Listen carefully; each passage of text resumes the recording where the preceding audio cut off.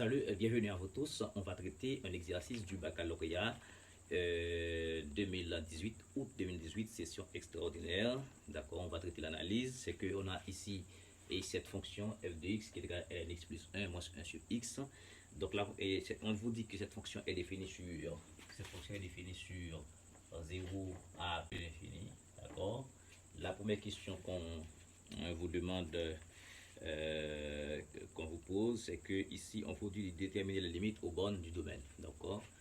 Limite aux bornes, la première question c'est limite, d'accord, aux bornes du domaine, d'accord, du DF.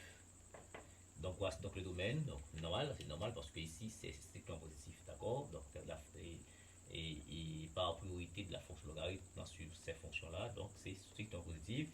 Donc maintenant il nous faut la limite sur l'intervalle, alors sur 0 à plus l'infini. Donc lim f quand x tend vers 0 plus, je m'excuse, d'accord, ça va faire ici quand x tend vers 0 plus, ln 0 plus, ça on le sait, c'est une limite classique, ça fait moins l'infini, à plus 1, et quand x tend vers 0 plus ici, qu'est-ce que je vais avoir, 1 sur 0, ça va faire infini, donc ça va faire moins l'infini. Donc tout ceci nous montre que lim f quand x tend vers 0 plus, ça fait moins l'infini. Moins l'infini, moins l'infini, moins l'infini, plus 1, ça fait moins l'infini. Ok? Donc ici, x égale à 0, c'est une asymptote verticale. Mais on n'a pas demandé, d'étudier, on a vous dit de déterminer seulement la limite. Donc maintenant, lim f quand x tend vers plus l'infini. Quand x tend vers plus l'infini, encore une limite classique, la fonction elle est une fonction croissante. Donc en plus l'infini, elle tend vers plus l'infini. Ici, 1 sur infini il tombe à 0. Donc il va rester seulement 1. Donc tout ceci nous montre que lim f, quand x tend vers plus l'infini, ça fait plus l'infini. Donc il va y avoir ici une gauche infinie. D'accord. Voilà. Ok. Après quoi, quelle autre question? On vous dit à la question B, étudier les variations de la fonction f sur son domaine. D'accord. B2, les variations, d'accord, les variations de f sur son df. Eh bien, déjà, df c'est quoi? Df c'est 0 à plus l'infini. Maintenant, il nous faut maintenant la dérivée de cette fonction et puis étude du signe de la dérivée. Donc, maintenant, calcul de f' de x. Donc f' de x, ça fait quoi? La dérivée de la fonction ln x, c'est 1 sur x ici. Ici, ça fait 0. Dérivée de 1 sur x, ça fait moins 1 sur x carré par moins. Donc ça va faire plus 1 sur x carré. Ok? Donc j'espère que normalement, si vous êtes en terminale, vous maîtrisez ces choses déjà. Donc cela veut dire que f' de x sera de nos communs ici c'est x carré. X carré divisé par x, ça fait x une fois x. X fois 1, ça fait x. X carré divisé par x carré, ça fait 1. Une fois 1, ça fait 1. Donc voici donc la dérivée. Après avoir calculé la dérivée, il faut étudier le signe de la dérivée. D'accord. Signe de f' de x. Donc quand on étudie les variations, il faut faire ça. Maintenant, on est sur quel intervalle? On est sur 0 à plus l'infini. Et bien sur 0 à plus l'infini, x appartient à 0 à plus l'infini signifie quoi? D'abord, x plus 1 est strictement positif pour toute valeur ici. Et x carré aussi est strictement positif. Donc, quand je fais le rapport, donc cela veut dire que je vais avoir x plus 1 sur x carré qui sera strictement positif. Cela veut dire que la dérivée f' de x sera strictement positive. D'accord? Donc, la fonction f est croissante. Est strictement croissante. Donc, f est strictement croissante. La fonction f est strictement croissante. D'accord? Strictement croissante. Donc, on peut faire un petit tableau pour montrer ça. D'accord? Donc on est sur l'intervalle 0 à plus l'infini, donc on a x 0 à plus l'infini. Ok. Maintenant ici on a la dérivée f' de x et ici on a la fonction. D'accord. Eh bien, à bien remarquer, en 0 plus on avait moins l'infini, en plus l'infini on avait plus l'infini. Donc ici c'est ça. Donc on a plus ici. D'accord. La fonction est extrêmement croissante. D'accord. Maintenant, après quoi, on vous dit, et la question suivante, c'est que on vous dit de déduire le signe de f de x. Le signe de la f de x. Ça veut dire déduire de cette étude qu'on vient de faire là, le signe de f de x. Déduction 3, déduisons le signe de f de x.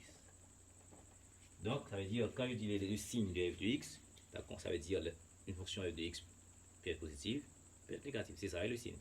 Soit que le f de x est positif, soit que le f de x est négatif. C'est ça. Maintenant, comment va-t-on faire pour savoir est-ce que f de x est positif ou négatif? Maintenant, à partir, d'accord, des variations de la fonction, logiquement, regardez, si la fonction f de x prend des valeurs, regardez la dérivée, c'est strictement c'est positif. La dérivée, c'est positif, donc la fonction est strictement croissante. Donc si f de x prend des valeurs de moins l'infini à plus l'infini, donc il va arriver quand même, la fonction doit traverser 0. Donc de moins l'infini à plus l'infini, donc la fonction doit prendre la valeur 0. Maintenant, si la fonction s'annule pour 0, donc il faut qu'il y ait une valeur x sur l'intervalle 0 à plus l'infini pour laquelle, la fonction s'annule. Il faut qu'il y ait un x ici. Donc ici c'est l'image qu'on a là. Ce sont les images. F de x sont des images. Maintenant il faut avoir l'antécédent ici. Lorsque de telles situations apparaissent, généralement on recourt à des méthodes numériques, d'accord, pour trouver la valeur de x ici. Cette valeur de x pour laquelle la fonction s'annule. Mais dans notre cas, Dieu merci, cette fonction ln x plus 1 moins 1 sur x s'annule pour x égale à 1. Quand je fais x égale à 1, ln 1, ça fait 0. 1 sur 1, ça fait 1. 1 moins 1, ça fait 0. Donc ici, en x égale à 1, donc en x égale à 1, la fonction s'annule. D'accord? La fonction s'annule. Ça, c'est évident. Eh bien, ici, je vais changer ça. Donc, je vais avoir 1 plus ici. Je vais avoir 1 plus parce que 1 va diviser l'intervalle. Eh bien, sur 0 à 1, comment est f de x? Sur 1 à l'infini, comment est f de x? C'est ça qu'il faut étudier et rapidement là. D'accord? Maintenant, eh bien, qu'est-ce qui va se passer? C'est que pour x éléments de l'intervalle 0, 1, maintenant, 0, 1, d'accord, certainement la dérivée, toujours, c'est positif, d'accord, la fonction est croissante. Maintenant, comment est f de x? Eh bien, regardez, de 0 à plus l'infini, donc, les images ici de moins l'infini à 0, de moins l'infini à 0, on n'a que des valeurs négatives. Donc, f de x est négative ici. Donc, f de x est négative. Donc, il ne faut pas comprendre ça, mes chers amis, mes élèves de la terminale. Ce n'est pas le fait qu'une fonction est strictement croissante que la fonction est positive pour cela. Non. Non. Par exemple, si une fonction prend des valeurs moins 4, moins 3, moins 2, 0, cette fonction-là est croissante. Cette fonction-là, je dirais, est croissante tandis que, d'accord, elle prend des valeurs négatives. Cette fonction-là est négative, mais elle est croissante. Beaucoup de précautions ici. Deuxièmement, pour x élément de 1 à plus l'infini,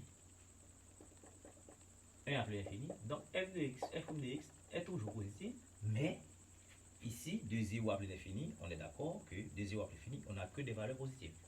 Donc, cela veut dire que f de x, d'accord, est positive. Ok? Mais le cas trivial, c'est que lorsque x égale à 1, f de x s'annule. Bon, c'est pas trop évident. Maintenant, on a voulu simplement le signe de f de x, ça veut dire est-ce que f de x est négatif, positif. Voilà. Maintenant, la quatrième question qu'on a posée, on vous dit,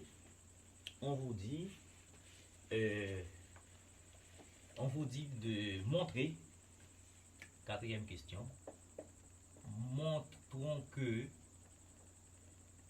la fonction grand f de x égale à x ln x moins ln x, d'accord, est une primitive de petit f de x, la fonction qu'on vient d'étudier, c'était quoi? C'était ln x plus 1 moins 1 sur x. On va montrer que cette fonction-là, d'accord, on va montrer que grand f de x est une primitive de ça. Donc, quand est-ce qu'une fonction est primitive d'une autre? C'est lorsque la dérivée est égale à la fonction. Si grand f de x est une primitive de ça, il faut que la dérivée de grand f soit ça. Donc maintenant, grand f de x est une primitive de petit f de x si, normalement, la dérivée de grand f de x égale à petit f de x. Maintenant, ce qu'il faut faire là, il faut calculer la dérivée. Calcul de f de x. Mais f de x, c'est quoi?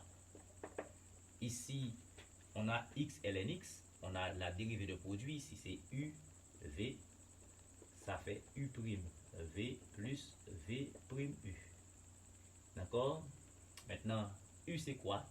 C'est x, la dérivée de x, ça fait 1, ça fait 1 par v, qui est ln x, plus v prime. Voici v, c'est ln x, par u. Donc je vais avoir x par 1 sur x, d'accord, x par 1 sur x, ok, et ensuite, d'accord, ça c'est u prime v plus v prime u. Maintenant la dérivée de moins ln x, donc ça fait moins 1 sur x. Donc tout ceci montre que ici, une fois ln x, ça fait ln x, x par 1 sur x, ça fait 1, moins 1 sur x ici. Donc vous remarquez, ça c'est petit f de x. Or, petit f de x égale à ln x plus 1 moins 1 sur x, ce qui fait que grand f de x égale à petit f de x.